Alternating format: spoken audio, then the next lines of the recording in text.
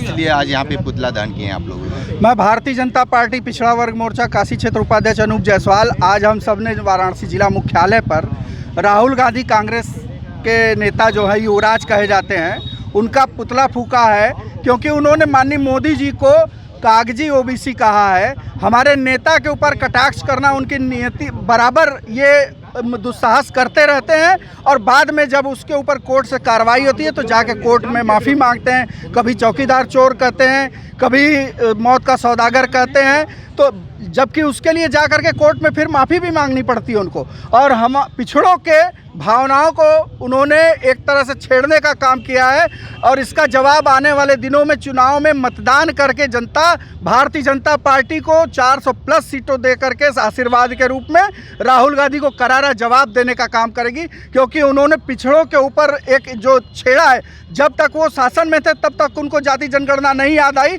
आज शासन में नहीं है तो उनको कागजी ओबीसी दिखाई देता है। ओबीसी के लिए हक में कभी कोई काम करने का काम नहीं किया। कर्पूरी ठाकुर जी को भारत रत्न मिला और भाजपा देती है, लेकिन उसी कर्पूरी ठाकुर जी को विपक्ष का दर्जा देने में कांग्रेस पार्टी के कभी विरोध करने का काम करती है। इस तरह अनेकों काम, चाहे बाबा साहब अम्बेडकर का भी विरोध कांग्रेस पार्टी ने किया है। पिछड़ों और दलितों का हमेशा विरोध करने वाली पार्टी का हम भारतीय जनता पार्टी ओबीसी मोर्चा के लोग पूरे देश में विरोध करके ये जता दे रहे हैं कि आगे आने वाले दिनों में कोई भी पिछड़ा उनके साथ कहीं खड़ा होने के लिए तैयार नहीं रहेगा। कर्पूरी ठाकुर की बात की है, लेकिन कर्पूरी ठाकुर पे ये नहीं लग रहा है कि आप ये अवार्ड देकर आप राजनीति कर रहे हैं?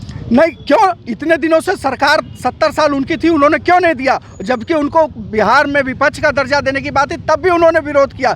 तो उनके चरित्र को भी देश देख रहा है और हमारे काम को भी देश देख रहा है कि जब हम शासन में आए तो उनको भारत रत्न दे करके सम्मानित करने का काम कर रहे हैं। उन्हें विपक्ष भारतीय जनता पार्टी और आरएसएस ने उन्हें गाली भी दिया और तमाम तरह की आरोप। ये आपकी जानकारी हो सकती है कि कहाँ उनको गाली दिया। हमने हमेशा पिछड़ों को सिर आंखों पर बैठाया है, और ये देश देख रहा है कि भारत रत्न जो इस देश का सबसे बड़ा आरक्षण की जब लड़ाई लड़ रहे थे तो बहुत सारी बातें कही गई थी। ये आपकी जानकारी होगी। आरक्षण का समर्थन भारतीय जनता पार्टी हमेशा करती आ रही है, और पिछड़ों आयोग को दर्जा दे करके आज पिछड़े को, चाहे हमारे के लक्ष्मण जी राज्यसभा भेजने का काम करती है, हमारे प्रदेश अध्यक्ष नरेंद्र कश्यप जी हैं, उनको बिना चुनाव लड़े मंत्री बनाती है, विधान परिषद भेजती है। बात करते हैं जाति जनगणना होगा कि नहीं, भारतीय जनता पार्टी कराएगी कि नहीं? भारतीय जनता पार्टी पिछड़ों के लिए काम करती है, किसी जनगणना में नहीं। काम करके उनके घर तक अनाज, घर उनके लिए हर घर जल नल देके, सिलेंडर दे करके उनके जीवन को सरल सुगम बनाती है।